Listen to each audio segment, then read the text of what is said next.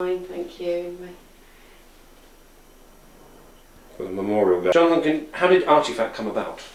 Artifact came about by just sort of kind of formulating ideas and feeling that on one hand we live in a fantastic place which is Thurrock, and the opportunity of what the area presents, and also through, I suppose, for ourselves really, that our focus of art and culture was within London.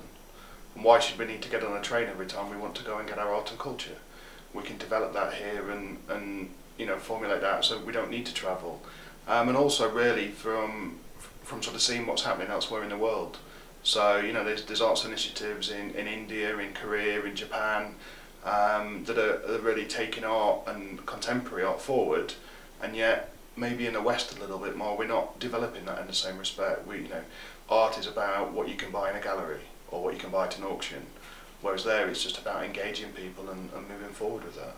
So what would you see as an arts initiative that would work and flourish in Thurrock? Arts initiative in Thurrock would be basically artists engaging and working with the local community on raising the awareness of art, raising almost a debate of what is art. You know, it's not to say that artists that come here and the work they'll produce that people will like, and they might just think, oh, that's just a, you know, it's just an object placed in a field.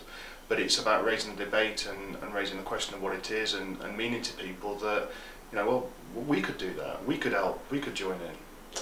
The glass half empty people Yeah. will say that there was a lovely bridge down by the RSPB in Rainham and some lovely bronze seats, and within a week the bronze seats were stolen. Yeah. So the glass half empty people, don't put art out in the community, it'll get nicked. How do you respond to that?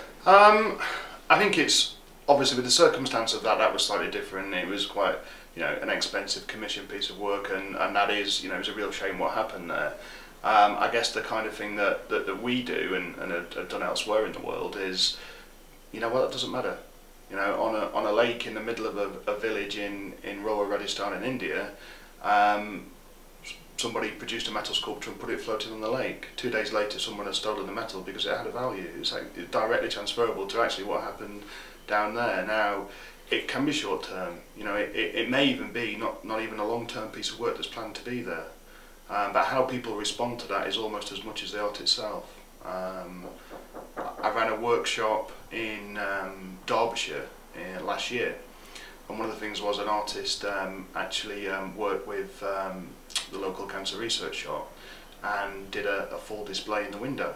The manager of the shop came back the following day and took it all away, didn't understand it, didn't think it was adding any value. The actual art came as the response to what was done. So it was actually, the art became the result of the manager of the shop, who was in his 60s, ripping everything out the window. So you're going to have artists visiting here, aren't you? Yeah. For example? Well, recently we had Chintanu Patai, who is a sort of renowned international artist, and he came and spent 2 weeks here and kind of just, you know, walks around the area, and basically then produced a series of paintings and drawings of his influence that he found in the area, and the contrast between industry, the maritime heritage, you know, the sort of social diverse culture that we have in Thurrock is what he took away from that. You know, where he's originally from, everyone is Indian.